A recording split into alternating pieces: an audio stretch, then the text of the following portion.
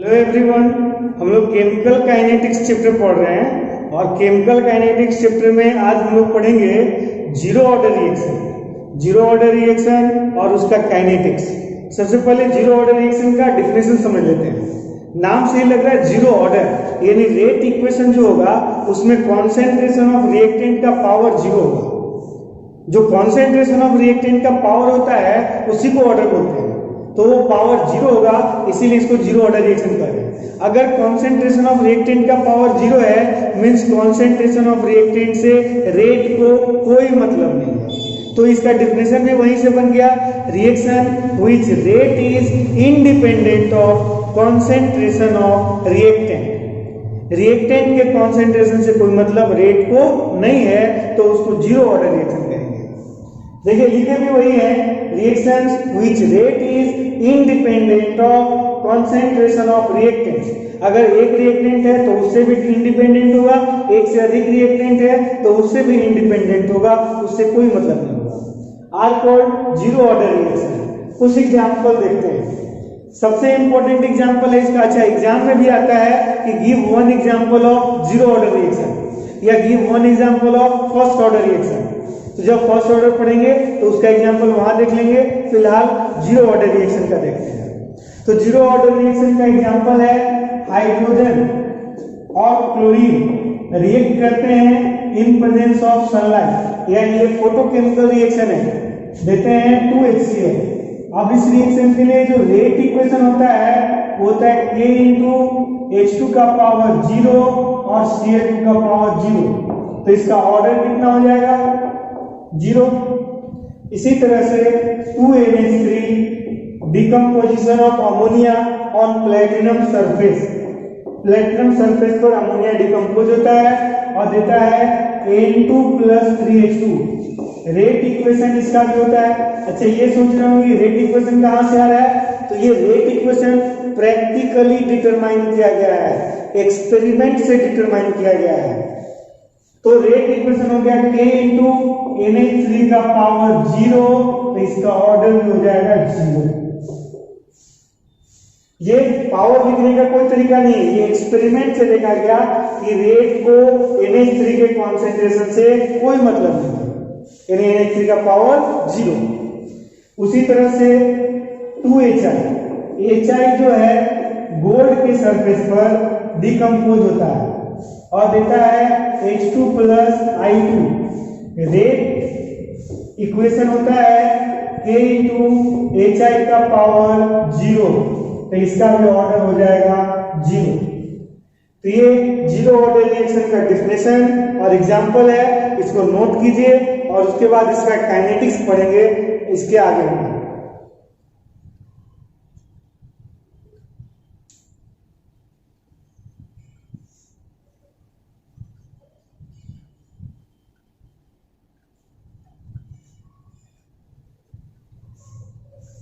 चलिए अब देखते हैं kinetics of zero order reaction. Kinetics में क्या क्या पढ़ेंगे? इंटीग्रेटेड रेट इक्वेशन देखेंगे, हाफ लाइफ देखेंगे, ग्राफ भी देखेंगे, ये सारा कुछ देखते हैं। चलिए सबसे पहले देखते हैं इंटीग्रेटेड रेट इक्वेशन। तो सबसे पहले मान लीजिए कि एक रिएक्शन जीरो ऑर्डर है और याद कीजिए कि मानने के लिए बताया है कि हमेशा हम लोग रिएक्शन मानेंगे R gives P। Let us consider a zero order reaction R gives P। R means reactant और P means product। एक रिएक्शन मान लिए हैं जिसमें रिएक्टेंट से प्रोडक्ट बन रहा है और ये जो रिएक्शन है ये जीरो ऑर्डर रिएक्शन है। जीरो ऑर्डर कहने का मतलब रेट इक्वेशन जो होगा, rate equation rate equal to K × concentration of reactant का पावर 0। जो पावर होता है वही ऑर्डर होता है। पावर कितना है? 0, यानी कि जीरो ऑर्डर रिएक्शन है। अब रेट डिफरेंशियल रेट इक्वेशन याद कीजिए, लिखते थे -d concentration of reactant by dt, change in concentration of reactant by change in time, equal to, देखिए रेट इक्वल टू ये भी होता है, रेट इक्वल टू ये भी है, दोनों को इक्वल कर रहे हैं। Rate equal to -d concentration of reactant by change in time equal to K × इसका पावर 0 है तो इसका वैल्यू 1 हो जाएगा। कोई भी चीज का पावर 0 तो उसका वैल्यू 1 हो जाता है, यानी यहाँ पे k बच गया। और आप लिख सकते हैं k इक्वल टू या minus B R equal to D concentration of reactant equal to k into D T. अब इसमें हम लोग मान लेते हैं let concentration at 0 time. 0 time करने का मतलब initial concentration, initial concentration is R0। देखिए इनिशियल कॉन्सेंट्रेशन एज्यूम कर लिए R0 and concentration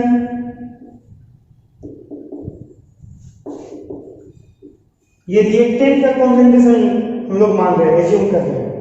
concentration at T time, जब 0 टाइम था तो कॉन्सेंट्रेशन R0 था, और जब t टाइम है तो कॉन्सेंट्रेशन R है, कॉन्सेंट्रेशन ऑफ R। ये t टाइम पे जो कॉन्सेंट्रेशन है कॉन्सेंट्रेशन ऑफ रिएक्टेंट ये। अगर ऐसा है तो हम लोग इसको इंटीग्रेट करते हैं and integrating both side, integrating both side, दोनों साइड में हम लोग इंटीग्रेट कर रहे हैं।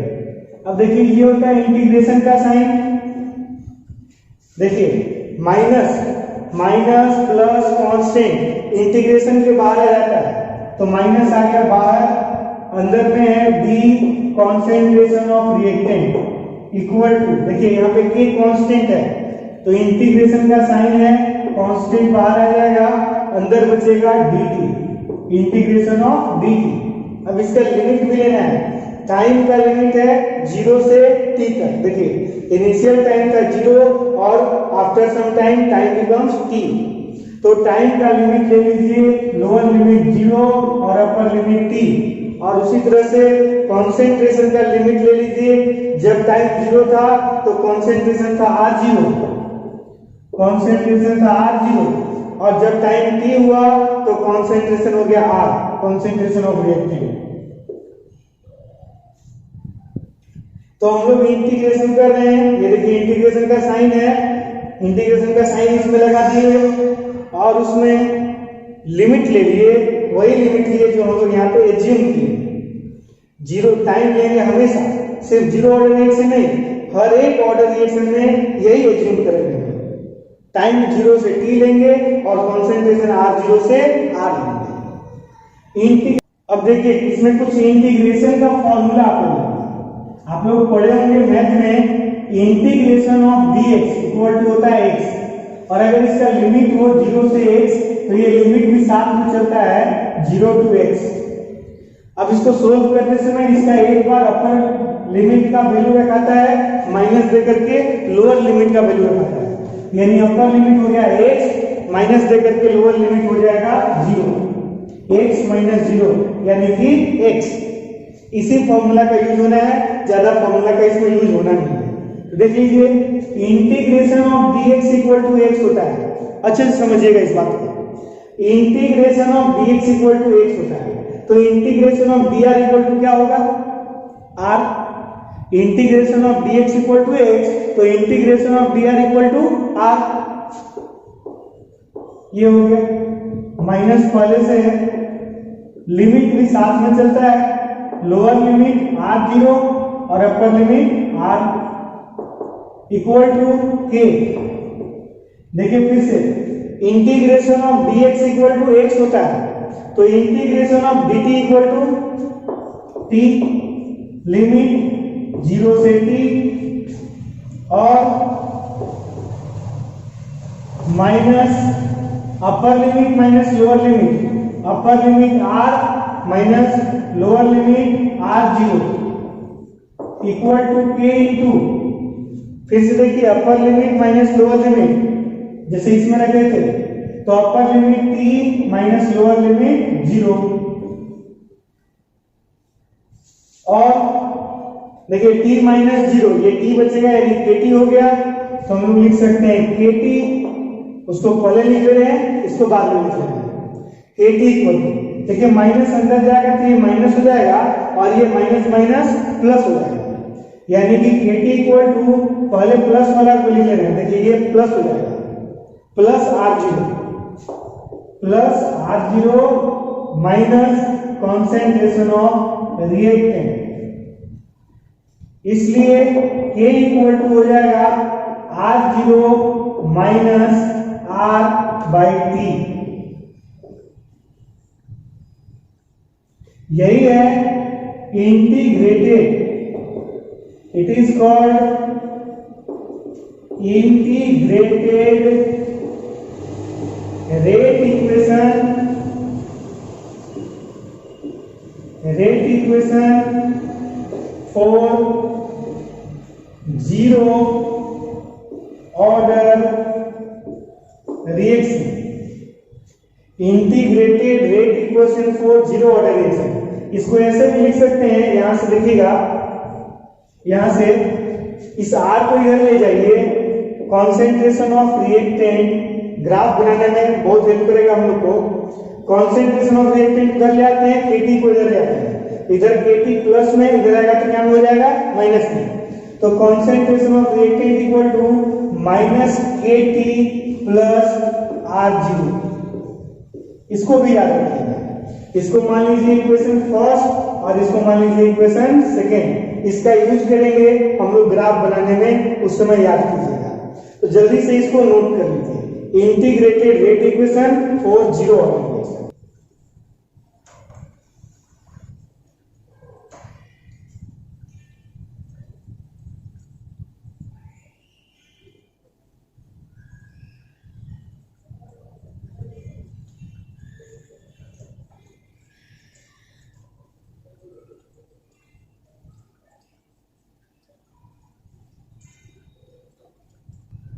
अब चलिए देखते हैं हाफ लाइफ। हाफ लाइफ पहले डिफरेंशियल जान लेते हैं, फिर जीरो ऑर्डर रिएक्शन का हाफ लाइफ निकालेंगे। तो हाफ लाइफ क्या होता है, देखिए, the time during which, half life एक टाइम है, the time during which concentration of reactant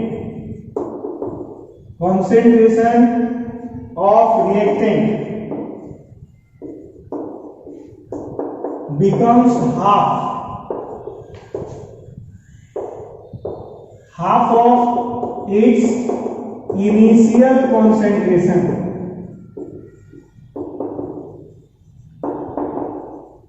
concentration of reactant जो है इनिशियल कॉन्सेंट्रेशन का हाफ हो जाता है, और the time eight which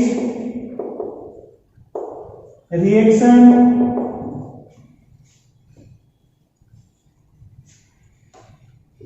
completed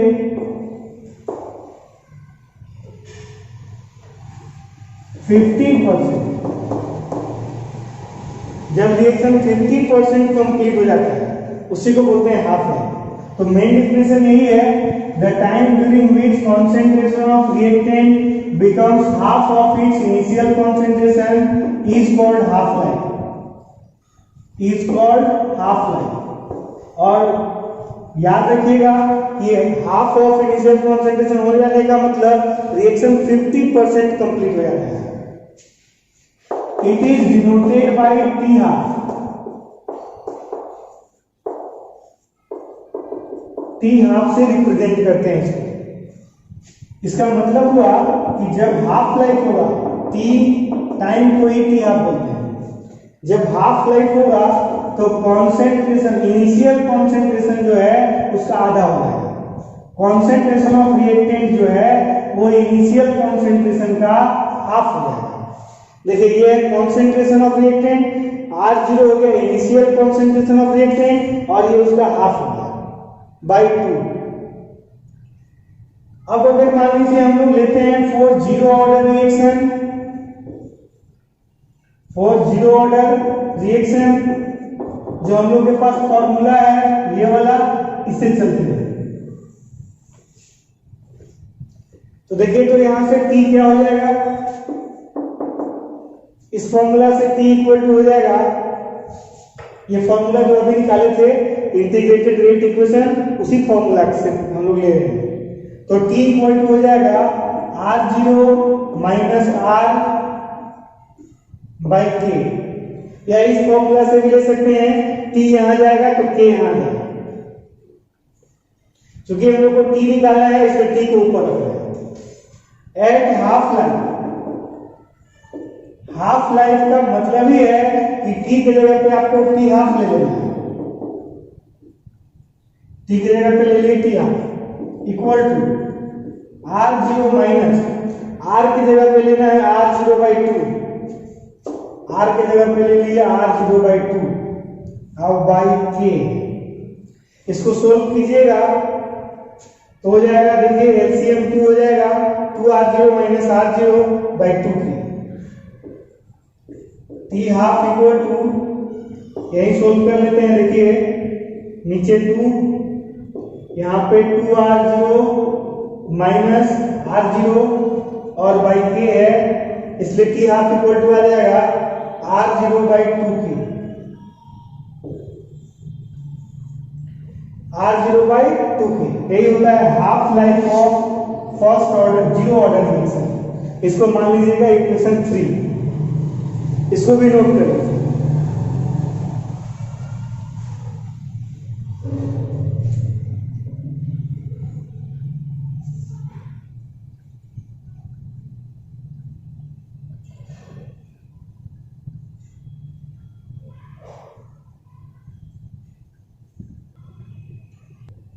एक होता है फुल लाइफ या लाइफ टाइम ऑफ रिएक्शन। जैसे हाफ लाइफ है ना 50% के लिए, वैसे ही फुल लाइफ का मतलब 100% रिएक्शन कंप्लीट हो गया। 100% कंप्लीट होने का मतलब the time during which concentration of reactant becomes zero, concentration of reactant becomes zero. Reactant का जो कॉन्सेंट्रेशन है वो जीरो हो जाएगा, उसी को बोलेंगे life time, is called life time of reaction.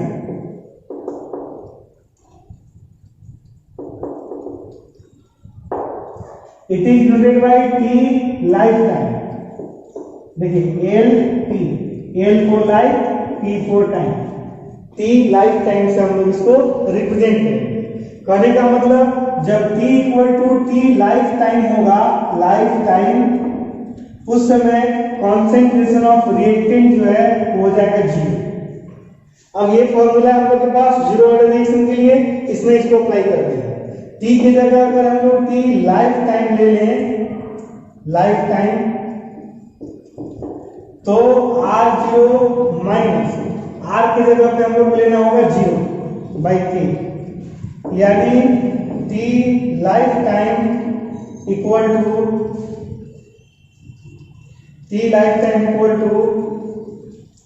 r0 by k। एक चीज याद रखिएगा कि सिर्फ और सिर्फ जीरो ऑर्डर रिएक्शन ऐसा होता है जिसका लाइफ टाइम निकलता है। अगर मान लीजिए जीरो ऑर्डर रिएक्शन को 50% कंप्लीट होने में 10 मिनट टाइम लगता है, तो 100% कंप्लीट होने में ठीक उसका डबल यानी 20 मिनट्स का टाइम लगेगा। लेकिन ये सिर्फ और सिर्फ जीरो ऑर्डर रिएक्शन के लिए है। अगर हम लोग फर्स्ट ऑर्डर रिएक्शन में जाएंगे तो ये फॉर्मूला नहीं मिलेगा, यानी इतना आसान नहीं है, उसमें लाइफ टाइम इंफिनिटी होता है, लाइफ टाइम निकालना पॉसिबल नहीं है, सिर्फ जीरो ऑर्डर रिएक्शन का लाइफ टाइम निकलता है। तो इसको भी लिख लीजिए और ये फॉर्मूला नोट कर लीजिए, इसको मान लेंगे हम लोग इक्वेशन 4।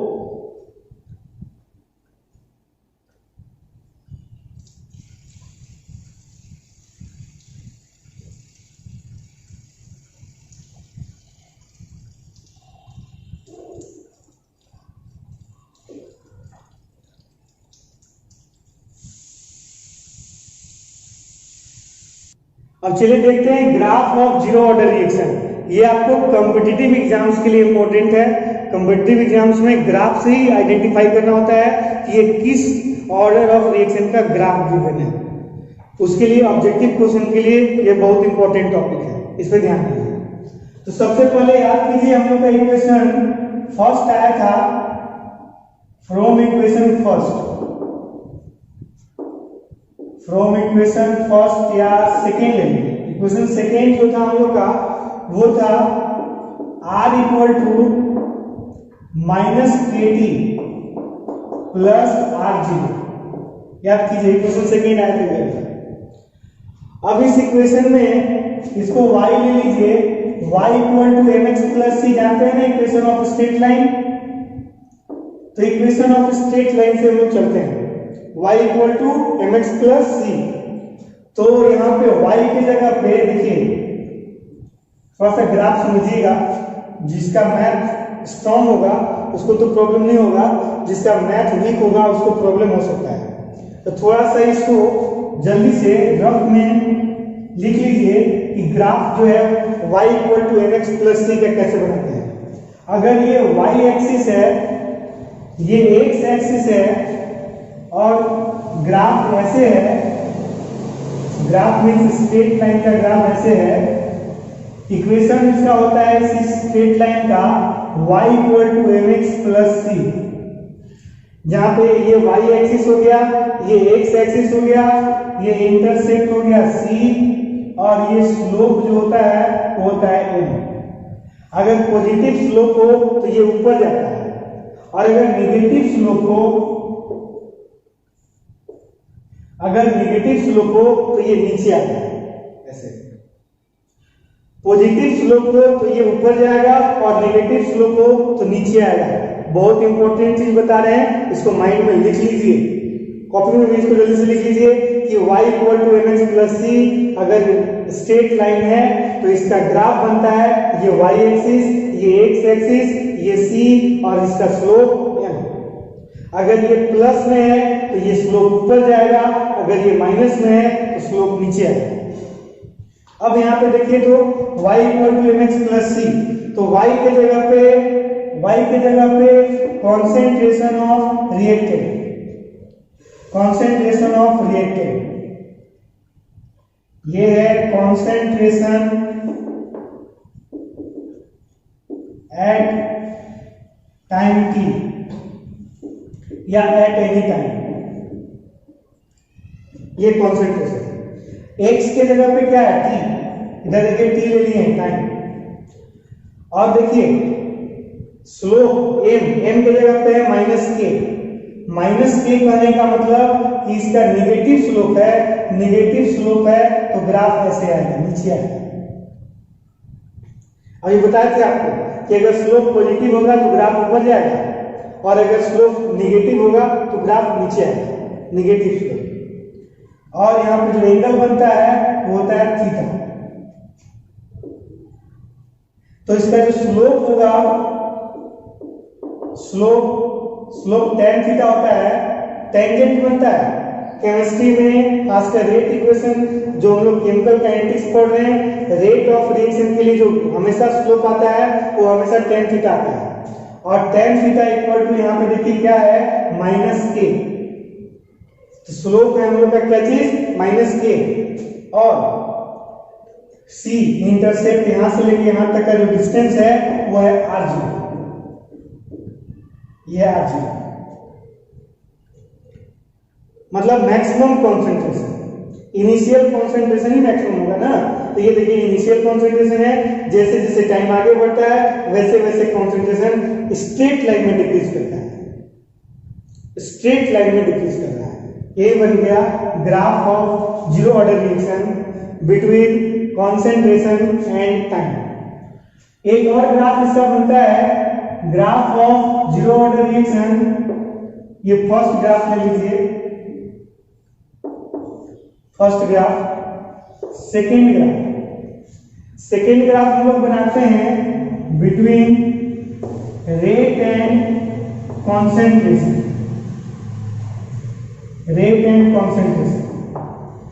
अभी आप इसका डेफिनेशन देखें कि इसके रेट को कॉन्सेंट्रेशन से कोई मतलब नहीं है, यानी रेट इक्वल टू होता है K into concentration of reactant, और इसका पावर होता है 0, इसका पावर जो यानी कैंसिल हो गया, यानी रेट को कॉन्सेंट्रेशन से कोई मतलब नहीं, यानी ये ग्राफ इस तरह से जाएगा।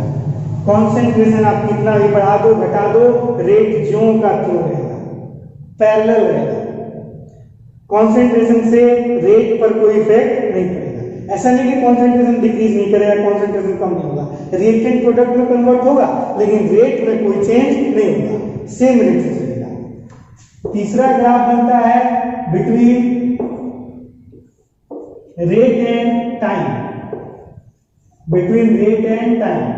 टाइम के साथ भी रेट पर कोई इफेक्ट नहीं पड़ता है, यानी रेट और टाइम के बीच में भी जो ग्राफ होता है वो पैरेलल होता है, यानी चाहे टाइम रहे चाहे कॉन्सेंट्रेशन रहे, रेट को अफेक्ट नहीं करेगा। ये तीनों ग्राफ है जीरो ऑर्डर रिएक्शन के लिए, और ये आपको समझने के लिए बनाए थे, ये जीरो ऑर्डर रिएक्शन के लिए नहीं है, ये मैथ का है। तो ये मेन 3 ग्राफ है, 1, 2 और 3, इसको याद रखिएगा। ये बहुत इंपॉर्टेंट टॉपिक है जो कि ऑब्जेक्टिव क्वेश्चन आपको पकड़ने में बहुत हेल्प करेगा। कॉम्पिटिटिव एग्जाम्स के लिए तो समझ लीजिए ग्राफ से क्वेश्चन आना ही आना है, चाहे वो जीरो ऑर्डर रिएक्शन का है, चाहे फर्स्ट ऑर्डर रिएक्शन का है या सेकेंड ऑर्डर रिएक्शन का है। तो इसको लिख के चलिए।